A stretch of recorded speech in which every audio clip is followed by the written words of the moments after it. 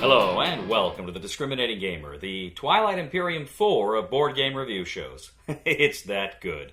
Ladies and gentlemen, speaking of Fantasy Flight games, today we're going to take a look at Fallout.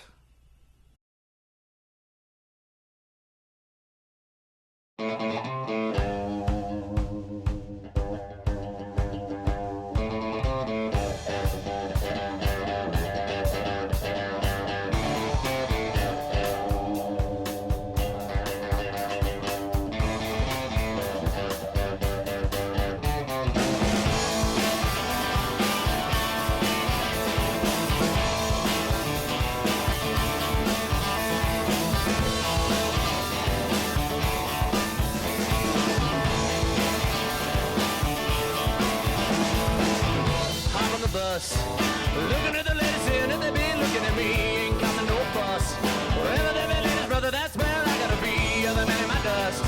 Women that happen to be my territory, but I got issues with trust. So wait a little while before you ask for a Fallout from Fantasy Flight Games is based upon the popular video game series from Bethesda. It features ragtag survivors of a nuclear holocaust as they go across the barren wasteland fighting robots and monsters and ghouls and all sorts of baddies in their attempt to gain the most influence points on the board. The game starts with one of a few different scenarios. Essentially, you select your scenario, which kind of tells you the basic setup story.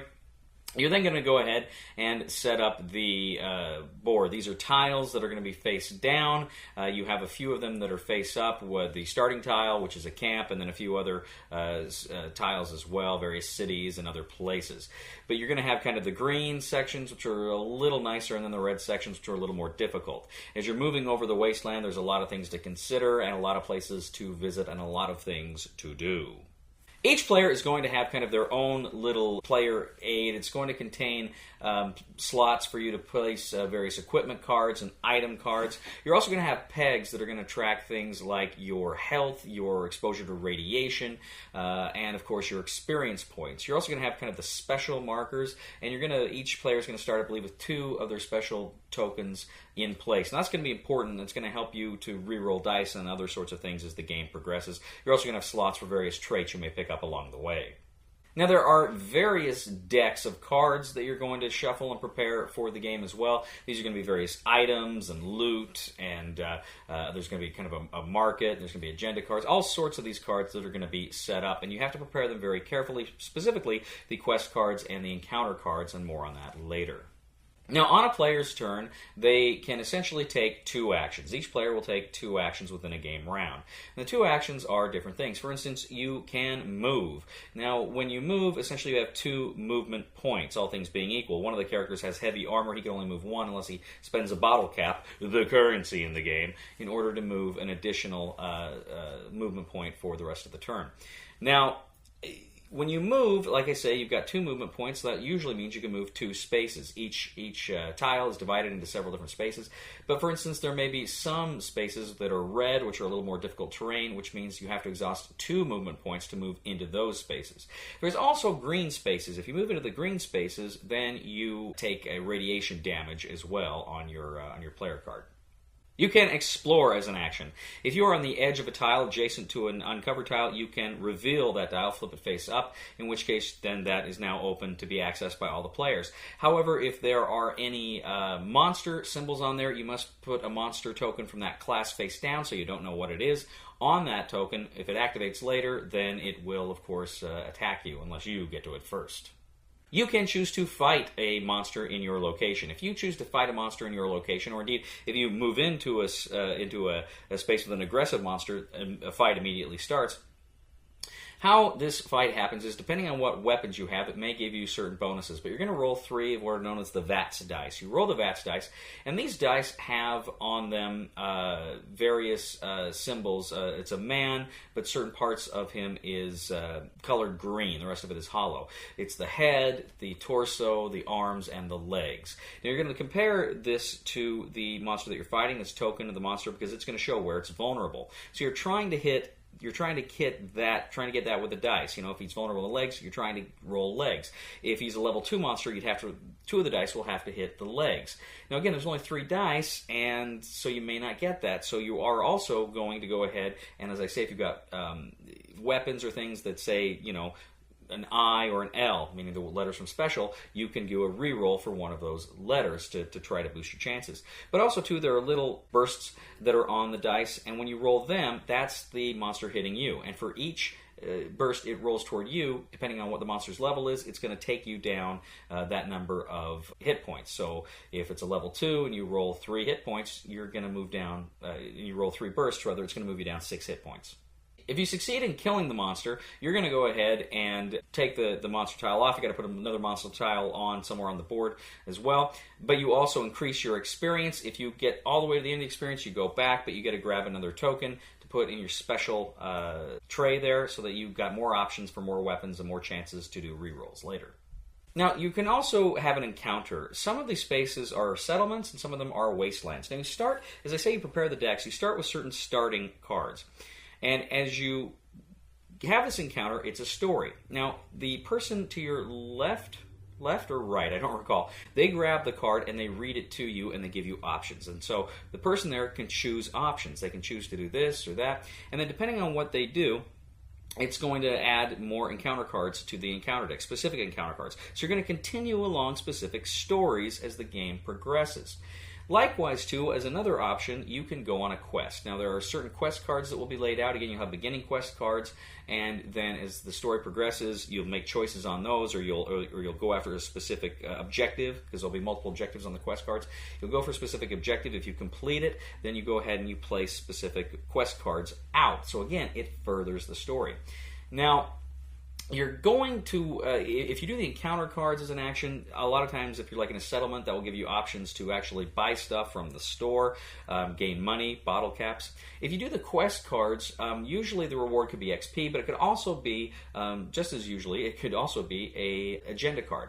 And these agenda cards are important because they're going to give you specific bonuses and specific ways to score influence. Now again, the name of the game is influence, and depending on how many players are playing, that's the influence you're trying to get to. Finally, on your turn, you can camp. If you decide to camp, you can, of course, regain 3 health points. You can unexhaust cards. You can trade with other players. You can gain certain abilities. So it's nice. Sometimes you just got to say, I can't do anything. I'm just going to camp. And again, you get two actions, so you can camp and still move or do something else. So again, you're going around the board, you're fighting monsters, you're trying to equip yourself with better weapons and items so that you have got better chances at those quests, which become more difficult as the game progresses. And then, of course, you're trying to get those agenda cards that give you influence. Now, depending on the number of players, you're trying to hit a specific influence number in order to win the game. As soon as you hit that influence number, then indeed you do win Fallout. So Fallout, the video game Fallout, I have never played. I am completely unfamiliar with the video game Fallout. Completely unfamiliar with it. I was not terribly interested in playing this game, to be honest, because of that. The theme, I've heard people tell me it's such a wonderful video game, and I thought, okay, well, that's great, but I had no real interest in playing it. I'm not a huge video game guy. I play some here and there. Not lately, since I've been in school. But Fallout was just not a board game when it was announced that really looked that interesting to me. It was FFG, however, so I know it's going to be a good game. If they've got such a great track record, I was super excited. FFG puts out good games. So there was kind of that in the back of my mind, but still not enough for me to really want to play this game, so I didn't pursue it. I'm a member of the Amazon Vine program. Through Amazon Vine, I was able to get a copy, and so I thought, well, I got it, I might as well play it and share my thoughts on it. So I went ahead and I played this game, and, I'll tell you right now, that story mechanic with the quests and the encounters and how they kind of evolve a unique story every time you play it, and how the person next to you reads it and gives you choices. It's very evocative, first of all, of Dead of Winter, but which I loved, and I loved it in Dead of Winter, but it's even a better system here. It's a better system here because it's not, as I say, it creates a unique story path in a way that Dead of Winter didn't. But I really enjoy it. To me, that is where this game absolutely shines, is this quest and encounter story that it creates. This game tells great stories in that sense, and it was absolutely wonderful. Truly one of the best experiences with that kind of a mechanic I've ever played. It was wonderful. So Fallout is a great game. Or is it?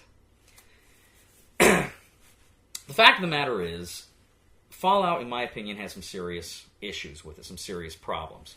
Again, I've never played the video game, and I think I think people who played the video game are going to respond to this board game a lot better than I did. So take that as you will. But there was a lot of in this board game that was over my head. Little unique things. We were playing with Ken, who's played every one of the video games, and he was picking up on these cues left and right, and that was awesome for him. Me and some of the other of us that were playing, it did not so much. It didn't really thrill us. But it seems the game is unnecessarily fiddly. Again, they created all these extraneous decks, all these little decks with different kinds of items and ways to get things, and it was just a bit much. There was just too much going on. And it felt like there was too much going on. It felt like it needed to be a little bit more streamlined that way. That was a problem I had with it. Also, too, the combat in this game, I just didn't care for. The idea of the 3 die, and then you can maybe get rerolls depending on if you have certain cards and certain things. It seemed to be far more frustrating than fun. Now, don't get me wrong. I love dice chucking games, and I love chance in games. I like that. But it seems to me that the ways to modify it, which is what you need, I think, in a lot of these games, is ways to modify luck and modify dice rolling so that you can still kind of have a strategy. It seemed it was too... It just seemed it was too long a walk to get to those things to mitigate it. And for too often you're playing the game, and if you're not getting the right cards or finding the right items, you're kind of screwed. And so that was very disappointing to me. I just didn't care much for the combat system at all. The minis of the guys look great. I would have liked monster minis, but it's too much to hope for. But I mean, the game looks great. The game looks fantastic. But some of these other problems, just the fiddliness, that combat system, all the cards, maintaining your XP and your health and your rads and trying to collect these special tokens, which again I didn't really get. There was just so much of that going on in this game. For those of us that were unfamiliar with the video games, or at least not as familiar with the video games, it just wasn't that fun. Even Ken, who liked the video game, said it was kind of unnecessarily wonky, unnecessarily fiddly. It's too bad. I wanted to like this game because I loved that storytelling system in it. It just seemed that mechanic, it needed a better kind of support system to hold that game together. So I was not a fan of Fallout. Again, having said all that, I think if you are a fan of the video game and you really enjoy it and you're familiar with this stuff and you're willing to invest in it, maybe this is for you. Maybe this is a game you will really go for, because from everything I can see, it looks like it captures the feel of the game in a great way. I'm going to say try it before you buy it, with that caveat. I think people that are fans of the video game may really enjoy it. I think the rest of us, we can probably just give this one a miss. Thank you once again for joining us today on The Discriminating Gamer. As always, we ask you to please leave a comment for us on YouTube, on Board Game Geek, on our Facebook page, or on thediscriminatinggamer.com. We ask you to please like us on Facebook, subscribe to us on YouTube, and follow us on Twitter. We are The Discriminating Gamer, ladies and gentlemen. And come on, Christian Peterson. We know you got Twilight Imperium 5 in you. Come on. Please somebody help me on my feet again. And I don't know where I'm going, and I don't know where I've been. Please somebody help me on the solid ground. It's a long time, and I've been dying. Once a year I wind up in the band. So you guys need a teacher? Sure. Cool. Awesome. I'd love to teach you how to play this game. I'm really familiar with it. I've played this several dozen times. The game itself is called New Angeles. Okay. All right, so basically, to kind of give you a little bit of context, this is after most of California has, due to an earthquake, has fallen off into the sea. Okay. And what you're trying to do is all these islands, you're trying to reclaim all these islands, right? So the government has come in, right, and they're taking over all the different islands, and they are represented by the giant robotic pieces. And you, as resistance, are the little punk samurais. Okay. All right, so basically what you got is you choose a character, all right, and it doesn't matter which side you look at because they're exact same size for convenience. Are you it's sure? not different. 100% sure. 100% sure. So you can play either side in case you flip the card. There it is.